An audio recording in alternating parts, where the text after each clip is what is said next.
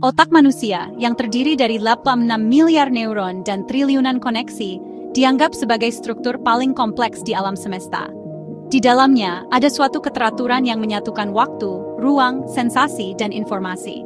Namun ketika ditanya tentang kapasitas organ menakjubkan ini, memberikan jawaban yang jelas ternyata lebih sulit dari yang kita kira. Bisakah kapasitasnya benar-benar diukur seperti hard drive komputer? Di era yang didefinisikan oleh terabyte ini, berapa banyak data yang bisa disimpan oleh pikiran manusia? Para ilmuwan telah mencari jawaban untuk tanyaan ini selama bertahun-tahun. Untuk memberikan angka perkiraan, diperkirakan otak manusia rata-rata dapat menyimpan hingga 2,5 petabyte informasi. Itu berarti sekitar 2.500 GB. Namun ini baru permulaan. Tidak seperti hard drive, otak mengompresi data, mengaitkannya dengan konteks, dan mengombinasikannya dengan emosi. Maka, misterinya bukan hanya pada seberapa banyak yang disimpan, tetapi juga bagaimana cara menyimpannya. Sistem penyimpanan informasi otak secara kasar memiliki fungsi seperti RAM dan hard drive. Memori jangka pendek menyimpan informasi selama beberapa detik hingga beberapa menit. Nomor telepon, nama yang baru saja diperkenalkan. Jika informasi dianggap penting, ia berpindah ke memori jangka panjang. Disinilah koneksi sinaptik berperan. Ketika koneksi antar neuron diperkuat, informasi menjadi permanen. Itulah sebabnya mengulang sesuatu membantu mengingatnya lebih lama. Namun, kapasitas otak tidak hanya terbatas pada penyimpanan. Membuat kaitan bermakna dan hubungan antar konsep yang berbeda, membantu mengatur informasi jauh lebih efektif. Berapa banyak informasi yang terkandung dalam 1 petabyte? Sebagai perbandingan, pikirkan hal berikut. 25 petabyte, sekitar 3 juta jam video 300 tahun film tanpa henti. Atau 2,5 juta GB, sekitar 4,5 miliar halaman buku.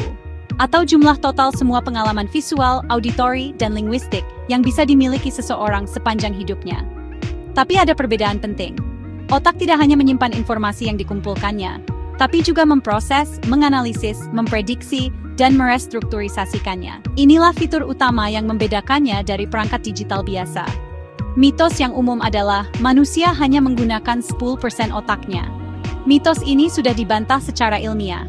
Berkat teknologi pencitraan, kini kita tahu bahwa selama melakukan berbagai tugas, hampir seluruh otak menjadi aktif. Namun satu fakta tetap, kita tidak menggunakan seluruh memori, karena kita tidak membutuhkannya. Otak memastikan efisiensi energi dengan menghilangkan informasi yang tidak perlu. Memori lebih mirip editor aktif dibandingkan arsip. Ia menyimpan yang penting, menghapus yang tidak perlu, dan menulis ulang beberapa informasi. Sifatnya yang dinamis ini meningkatkan kapasitas dan fungsi otak. Meskipun lupa sering dianggap sebagai kelemahan, sebenarnya ini sangat penting untuk efisiensi otak. Jika semuanya bisa diingat, pengambilan keputusan bisa terganggu. Karena itu otak memberikan filter pada informasi seperti nilai emosional, frekuensi pengulangan, dan kepentingan. Dalam konteks ini, kapasitas memori otak tidak tetap, melainkan sangat fleksibel. Bergantung pada cara kita menggunakannya, kapasitas dapat berkembang atau menyusut. Seperti otot, kapasitas akan menguat saat dilatih. Kebiasaan yang menguatkan memori, membaca, belajar, memecahkan masalah, meningkatkan kapasitas pemrosesan informasi otak. Saat ini, informasi disimpan di ponsel, sistem cloud, dan basis data yang didukung AI. Memori digital ini dipandang bukan sebagai ancaman bagi kapasitas alami otak, melainkan sebagai dukungan. Manusia masih merupakan pemroses informasi paling efektif berkat konteks emosional dan pemikiran intuitif. Namun, otak harus beradaptasi ke dunia digital.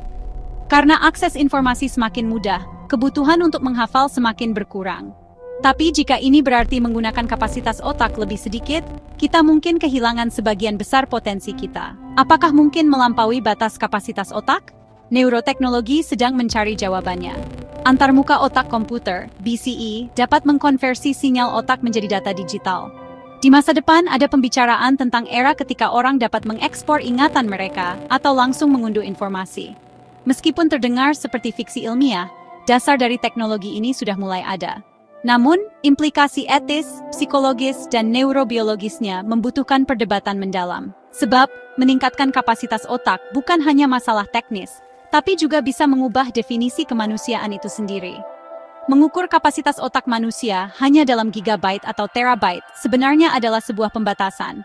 Sebab pikiran manusia bukan hanya sistem penyimpanan informasi, tapi juga yang memberinya makna, memberi makan dengan emosi, dan membentuknya dengan imajinasi. Ya, ada pembicaraan tentang memori sebesar 2,5 petabyte, tapi angka itu hanyalah permukaan dari potensi otak yang sebenarnya.